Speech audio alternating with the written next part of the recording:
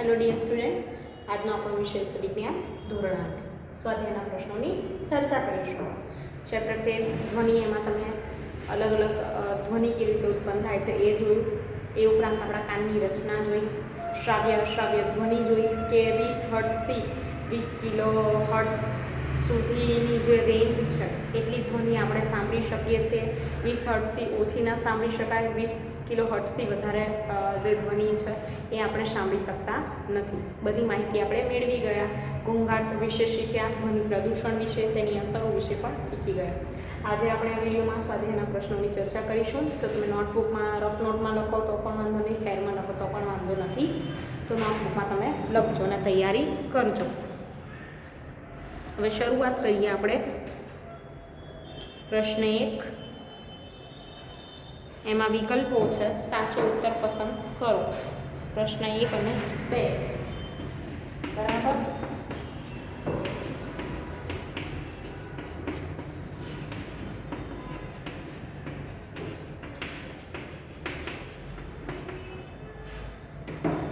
તો આપણે જોઈશું સાચો ઉત્તર પસંદ કરો કે ધ્વનિ ખાલી જગ્યામાં પ્રસરી શકે.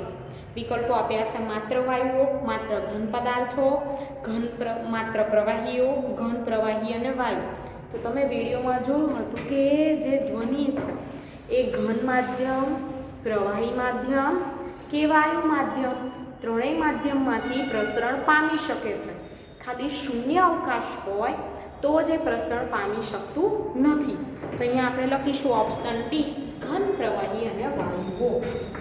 એનામાં જવાબ આવશે ડી, ઘન પ્રવાહી અને વાયુઓ. બીજું જોઈશું, નીચેનામાંથી કોના અવાજની આવૃત્તિ ન્યૂનતમ હોવાની શક્યતા છે? નાની છોકરીની, નાના છોકરાની, પુરુષની કે સ્ત્રીની? તો આપણે જોઈશું પુરુષની. બરાબર ને? આવૃત્તિ કેવી હશે? ન્યૂનતમ. ત્યારબાદ આગળ જોઈએ પ્રશ્ન 3, વિધાનો ખરા છે કે ખોટા તે જણાવો.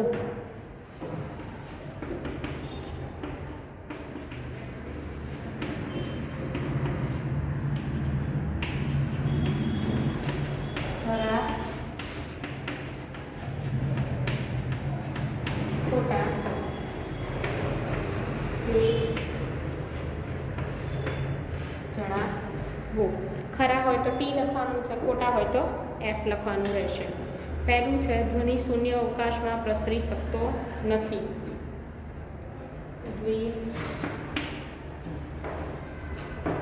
તો તેમાં આવશે ધ્વનિ શૂન્ય અવકાશમાં પ્રસરી શકતો નથી. વાક્ય કેવું છે? ટી, ટ્રુ, સાચું. બીજું જુઓ કે કંપન કરતી વસ્તુના 1 સેકન્ડમાં થતા દોલનોની સંખ્યાને તેનો આવર્તકાળ કહે છે. તો એ શું છે? ખોટું. કંપનના દોલનોની સંખ્યાને તેને શું કહેવાય? આવૃત્તિ કહેવાય, આવર્તકાળ ના કહેવાય. જે સમય લાગે છે દોલનોની સંખ્યા માટેનો જે લાગતો સમય છે તેનો આવર્તકાળ કહેવાય. તો આ વાક્ય ખોટું છે, એફ. ત્રીજું, જો કંપનનો કંપ વિસ્તાર મોટો હોય તો ધ્વનિ દુર્બળ હોય છે. કંપ વિસ્તાર મોટો તો ધ્વનિ કેવો હોય? વધારે હોય. એટલે વાક્ય ખોટું, ફોલ્સ. ચોથું જુઓ કે મનુષ્યના કાન માટે શ્રવણીય રેન્જ 20 હર્ટ્ઝથી 20,000 હર્ટ્ઝ હોય છે. તો ચોથું વાક્ય કેવું છે? સાચું છે. બરાબર, ટ્રુ. પાંચમું જુઓ કે જેમ કંપનની આવૃત્તિ ઓછી તેમ પીચ વધારે. કંપનની આવૃત્તિ ઓછી, પીચ વધારે. તો કેવું છે કે આવૃત્તિ ઓછી તો પીચ પણ કેવી હોય? ઓછી હોય. એટલે પાંચમું વાક્ય પણ કેવું છે? ખોટું છે. આના માટે તમારે પાઠમાં આવતી દરેક લાઈન વાંચવી પડે. અનિચ્છનીય કે અપ્રિય ધ્વનિ સંગીત તરીકે ઓળખાય. હવે અનિચ્છનીય અપ્રિય ધ્વનિ સંગીત નહીં પણ શેના તરીકે ઓળખાય? ઘોંઘાટ તરીકે. એટલે આ વાક્ય ખોટું છે. સાતમું, ધ્વનિ પ્રદૂષણ આંશિક શ્રવણ અશક્તતા ઉત્પન્ન કરી શકે છે. તો વાક્ય કેવું છે? ખોટું.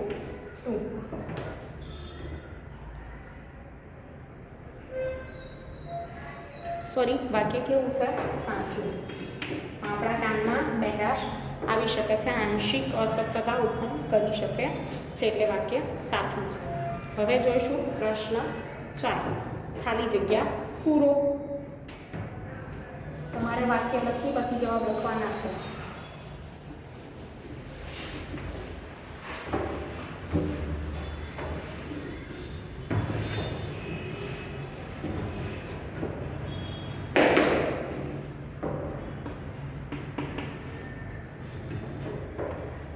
ખાલી જગ્યા પૂરો.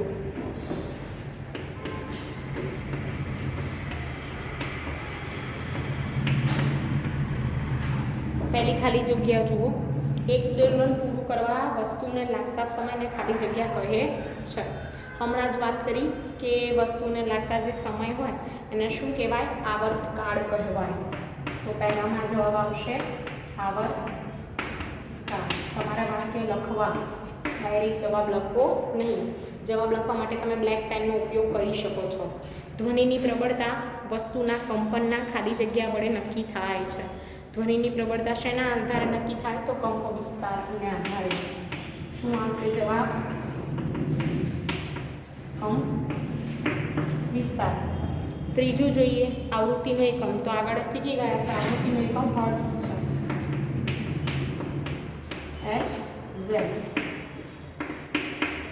ચોથું અનિચ્છનીય ધ્વનિને ખાલી જગ્યા કહેવાય. તો અનિચ્છનીય ધ્વનિને શું કહેવાય?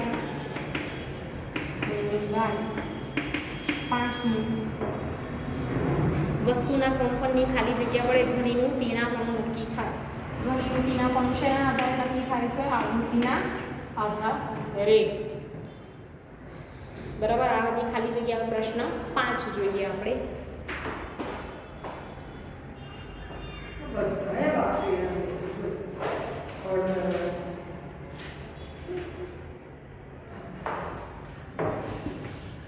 પ્રશ્ન 5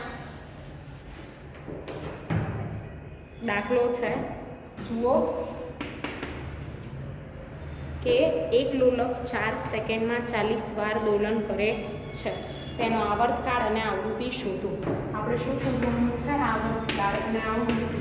બંનેનું સૂત્ર તમને યાદ હોવું જોઈએ.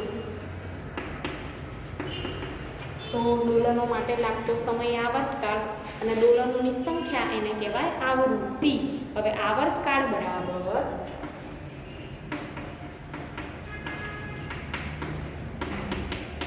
T બરાબર એક દોલન પૂર્ણ કરવા માટે લાગતો સમય.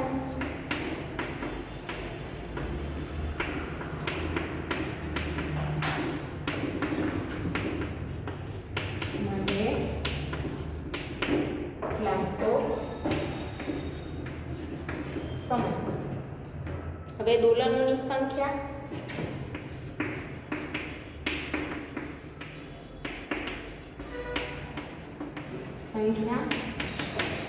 બરાબર સમય. રાઈટ. દોલનોની સંખ્યા કેટલી આપી છે? 40. સમય કેટલો છે? 4 સેકન્ડ. 40 દોલનો માટે 4 સેકન્ડ. તો એક દોલન માટે કેટલા થાય? તો શું થશે? જુઓ આપણે ગણતરી કરીશું કે T બરાબર 40/4 બરાબર. સોરી 4/40 ગુણ્યા 1. હવે દોલનોની સંખ્યા કેટલી છે?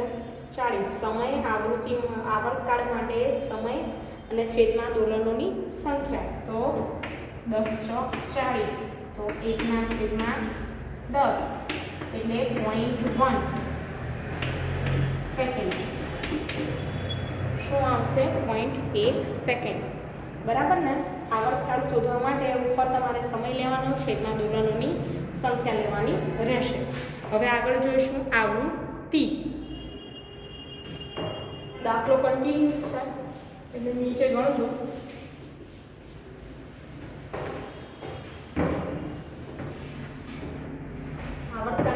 ગયો 0.1 સેકન્ડ.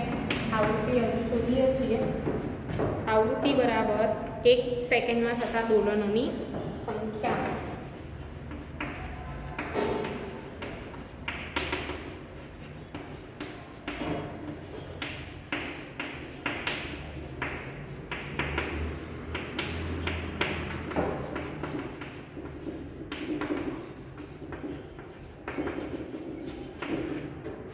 દોલનોની સંખ્યા તો જોઈએ. દોલનોની સંખ્યા છે એમાં સમય. આવૃત્તિ માટે ઊંધું થઈ જશે. ઉપર આવશે દોલનોની સંખ્યા અને છેદમાં સમય. દોલનોની સંખ્યા કેટલી છે? 40. સમય 4 સેકન્ડ. તો 10 ચોક 40. તો શું આવશે? 10 હર્ટ્ઝ આવૃત્તિ. બરાબર. હવે જોઈએ પ્રશ્ન 6. આવી રીતે તમે આવર્તકાળ અને આવૃત્તિ શોધી શકો. આવૃત્તિ માટે ઉપર દોલનોની સંખ્યા અને છેદમાં સમય લેવાનો. આવર્તકાળ માટે ઉપર સમય લેવાનો અને છેદમાં દોલનોની સંખ્યા લેવાની રહેશે.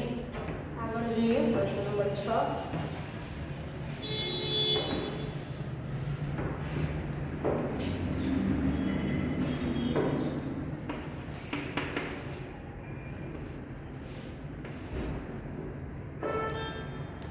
જ્યારે મચ્છરની પોતાની પાંખો 500 કંપન પ્રતિ સેકન્ડના સરેરાશ દરથી કંપન કરે ત્યારે મચ્છર દ્વારા ધ્વનિ ઉત્પન્ન થાય છે.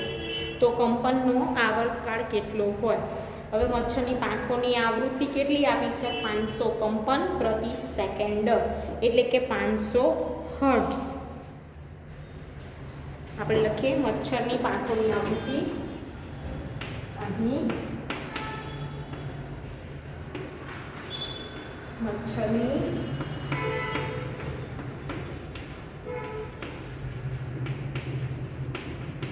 પાંખોની આવૃત્તિ 500 હર્ટ્ઝ. કંપન પ્રતિ સેકન્ડ છે એટલે 1 થયું 500 હર્ટ્ઝ. ગણતરી કરીશું કે 500 કંપન કરવા માટે લાગતો સમય 1 સેકન્ડ.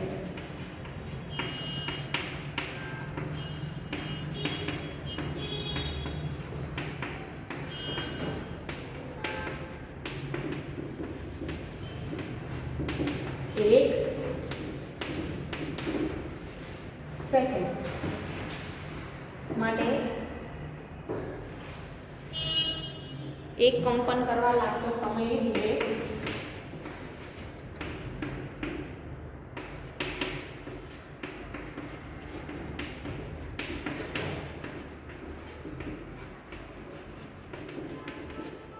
એટલે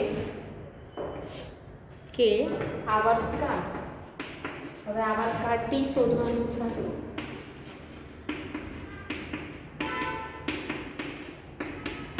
T બરાબર 1/, દોલન 1 લાગતો ઉપર સમય અને નીચે દોલનોની સંખ્યા કેટલા? 500. 1/500 છે એટલે કેટલા? 0.002 સેકન્ડ. જવાબ આવશે 0.002 સેકન્ડ. હવે પ્રશ્ન 7.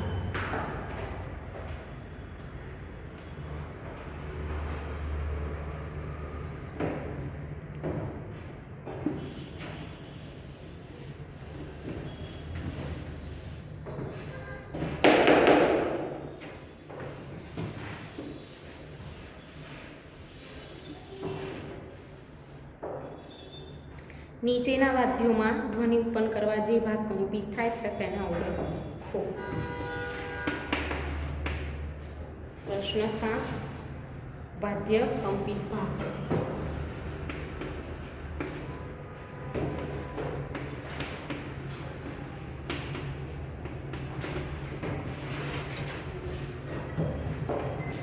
ઢોલક, સિતાર, વાંસળી.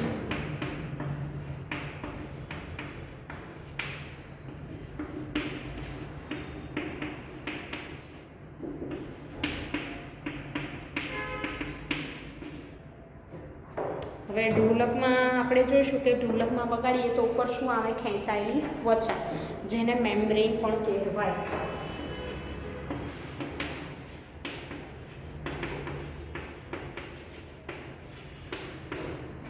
કૌંસમાં મેમ્બ્રેન. ત્યારબાદ સિતારમાં આપણે જાણીએ તાર આવ્યા હોય છે, તો એમાં લખીશું તાર. અને વાંસળીમાં હવાનો સ્તંભ. આપણે અંદર વાંસળીમાં હવા ફૂંકીએ છીએ એટલે અવાજ આવે છે, તો એમાં લખીશું હવાનો સ્તંભ. હવે 8મું જોઈશું ઘોંઘાટ અને સંગીત વચ્ચેનો તફાવત.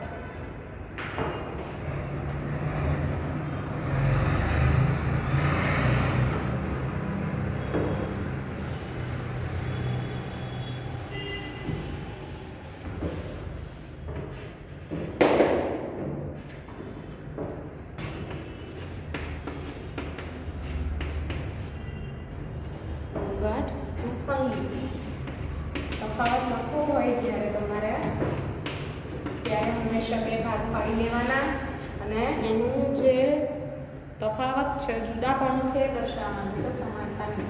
પહેલો પોઈન્ટ ઘોંઘાટમાં આપણે શું લખીશું? તે અસુખદ ધ્વનિ છે.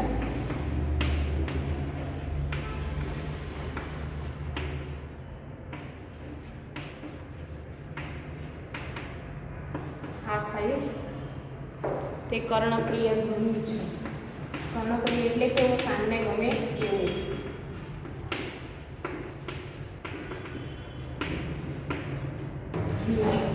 બીજો પોઈન્ટ કે તેનાથી ધ્વનિનું પ્રદૂષણ થાય છે.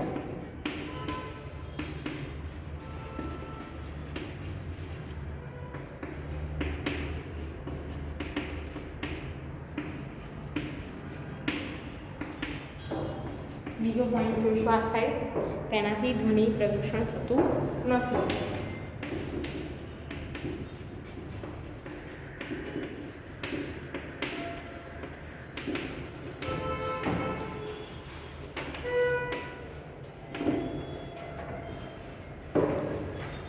હવે આગળનો પોઈન્ટ જોઈએ એમાં કે તેનાથી સ્વાસ્થ્ય સંબંધિત સમસ્યા ઉદ્ભવે છે, તે સ્વાસ્થ્ય માટે સારું છે. આ સાઈડ જોઈએ તો પછી આમાં લખી શકાય કે ચોક્કસ વાદ્ય વડે ઘોંઘાટ ઉદ્ભવતો નથી, એટલે કે ગમે તે જગ્યાએ એક સાથે અવાજ થતો હોય તો એ ઘોંઘાટ છે. અને અહીંયા તો સંગીત ઉત્પન્ન કરવા માટે ચોક્કસ શું કરવું પડે? વાદ્યની જરૂર પડે છે. હવે સંગીત છે એ ઘોંઘાટમાં પરિવર્તિત થઈ શકે, એટલે કે વધારે જોરથી સંગીત વાગવા લાગે તો શું થાય? ઘોંઘાટમાં પરિવર્તિત થઈ જાય. અને સંગીત કાનની ધ્વનિ સાંભળવાની મર્યાદાને ઓળંગે તો ઘોંઘાટ કહેવાય છે. હવે આગળ જોઈશું પ્રશ્નનો તમારી આસપાસ જોવા મળતા ઘોંઘાટના ઉદ્ગમોની યાદી બનાવો, એવું કીધું છે. તો આપણે જોઈએ એમાં હું તમને કહું કે અતિશય અને અનિચ્છનીય ધ્વનિ એટલે ઘોંઘાટ ઉત્પન્ન કરતા ઉપક્રમો નીચે મુજબ છે. ક્યાં ક્યાં ઉત્પન્ન થાય? પ્રશ્ન 9માં જોઈએ તો ખૂબ મોટા અવાજથી ચાલતા ટેલિવિઝન, ટ્રાન્ઝિસ્ટર, રેડિયો. તમે જાણો છો કે ખૂબ ઘરમાં લાઉડ મ્યુઝિક સાંભળો તો એ શું થાય? ઘોંઘાટ ઉત્પન્ન કરે. પછી વાહનોના અવાજ, ફેક્ટરીમાં ચાલતા મશીનના અવાજ છે, આજુબાજુના ફટાકડા ફૂટવાનો અવાજ, હોર્નનો અવાજ છે રસ્તા પર, બરાબર, ટ્રાફિકમાં હોય ત્યારે લાઉડસ્પીકરનો અવાજ, મોટા શહેરોના શાક market, railway station, ST bus stand. આ સિવાય ઘણી બધી જગ્યાએ પણ મંદિરોમાં બહુ ભીડ થાય, કોઈ તહેવાર હોય, વાર હોય ત્યારે શું થાય છે કે જે ભીડ ભેગી થતી હોય એમાં પણ ઘોંઘાટ થતો હોય છે. 10મો પ્રશ્ન છે કે ઘોંઘાટ એ મનુષ્યને કઈ રીતે નુકસાન કરતા છે? સમજાવો. તો એનો જવાબ આપો કે ઘોંઘાટ અનેક સ્વાસ્થ્ય સંબંધિત સમસ્યાઓ ઉત્પન્ન કરે છે. એનું કારણ છે કારણ કે પ્રબળ ધ્વનિના પ્રભાવ હેઠળ રહેતી વ્યક્તિ નીચે મુજબની સમસ્યાઓ, તકલીફો થઈ શકે. પહેલું કે ઘોંઘાટ માણસની ઊંઘને ખલેલ પહોંચાડે છે, તેથી માણસને અનિદ્રાની સમસ્યા થાય. શું થાય કે ઘોંઘાટ એટલો બધો વધી જાય ને તો માણસને અનિદ્રા, એટલે રાત્રે ઊંઘ જ ના આવે, ગમે એટલી ટ્રાય કરે તો પણ. ઘોંઘાટને લીધે અણગમો પેદા થાય તથા માનસિક તાણ ઉત્પન્ન કરે છે, એટલે તમારી માનસિક શાંતિ છે એ જળવાઈ રહે નહીં. ઘોંઘાટમાં રહેનાર માણસનો સ્વભાવ ચીડિયો થઈ જાય, તેને ચિંતા, માથાનો દુખાવો વગેરે જેવી તકલીફ થાય છે. પછી ઘોંઘાટના કારણે માણસને હાઇપરટેન્શન એટલે કે હાઈ બ્લડ પ્રેશરની બીમારી રહે છે. લાંબા સમય સુધી ઘોંઘાટમાં રહેવાથી અંશતઃ બહેરાશ કે કાયમી બહેરાશ પણ આવી શકે, એટલે તમારે ઘોંઘાટથી દૂર રહેવું જોઈએ. હવે આગળનો પ્રશ્ન છે કે તમારા માતા પિતા એક ઘર ખરીદવા ઈચ્છે અને રસ્તાની એક ઘર રસ્તાની બાજુ અને બીજું રસ્તાથી 3 ગલી છોડીને આપવાનો પ્રસ્તાવ તમારામાં કરવામાં આવ્યો છે, તો તમારા માતા પિતાને કયું ઘર ખરીદવાની સલાહ આપશો? તો આપણે જાણીએ કે રસ્તાથી 3 ગલી જે દૂર છે ત્યાં આગળ રહેવા માટે આપણે સલાહ આપીશું. કેમ? કારણ કે વાહનોની અવર જવરને કારણે ઉદ્ભવતો ઘોંઘાટ હોય જો રસ્તાની બાજુમાં ઘર લઈએ તો. ત્યારબાદ વાહનોની ગતિના કારણે ધૂળ ધુમાડાનું નિર્માણ થાય જે આપણા સ્વાસ્થ્યને નુકસાન પહોંચાડે. જુદા જુદા વાહનોના હોર્નનો મોટો અવાજ એ પણ શું થાય કે આપણને નુકસાન પહોંચાડે છે. હવે વાત કરી છે 12મું કે સ્વરપેટી કે કંઠસ્થાનની આકૃતિ દોરો અને તમારા પોતાના શબ્દોમાં તેનું કાર્ય વર્ણવો. તો આપણા પાઠ્યપુસ્તકમાં તેની આકૃતિ આપેલી છે, 2 સ્લીટવાળી, વચ્ચે 1 સ્લીટ અને 2 તંતુવાળી એ આકૃતિ તમારે દોરવાની છે. અને મનુષ્યમાં સ્વરપેટી કે કંઠસ્થાનમાંથી શું થાય છે? ધ્વનિ ઉત્પન્ન થાય. એને કંઠમણી પણ કહેવાય, સ્વરપેટી પણ કહેવાય છે. અને એમાં માહિતી બધી આપેલી છે કે સ્વરતંતુ સાથે જોડાયેલા સ્નાયુઓ ચુસ્ત કે ઢીલા રાખવામાં મદદ કરે છે. બરાબર. કેવી રીતે ધ્વનિ ઉત્પન્ન થાય? જ્યારે ફેફસા છે તિરાડ દ્વારા હવા ધકેલે અને સ્વરતંતુ કંપન અનુભવે અને ધ્વનિ શું થાય છે? ઉત્પન્ન થાય છે. છેલ્લું છે 13મું કે આકાશમાં વીજળી મેઘગર્જના એક જ સમયે આપણાથી સમાન અંતરે થાય તો આપણને વીજળી પહેલાં દેખાય અને મેઘગર્જના પછી સંભળાય. કેમ? તો આપણે જાણીએ કે 22°C તાપમાને હવામાં ધ્વનિનો વેગ 344 મીટર પર સેકન્ડ છે. પ્રકાશનો વેગ 3×10⁸ મીટર પર સેકન્ડ કહેવાય. ધ્વનિનો પ્રકાશનો વેગ અલગ અલગ છે. હવે આપણે ગણતરી કરીએ કે પ્રકાશનો વેગ છેદમાં ધ્વનિનો વેગ, તો આપણે જાણીએ કે પ્રકાશનો વેગ ધ્વનિના વેગ કરતાં ઘણો વધારે છે. એટલા માટે આકાશમાં અને વીજળીને મેઘગર્જના એક સમયે થાય તો પણ વીજળી પહેલાં દેખાય અને મેઘગર્જના પછી સંભળાય છે. તો આ વિડીયોમાં મેં તમને સ્વાધ્યાયના પ્રશ્નોની જે ચર્ચા કરી એ તમે વિડીયો જોજો, તૈયાર કરજો અને નોટબુકમાં લખજો અગત્યના પ્રશ્નો હોય તે. Thank you.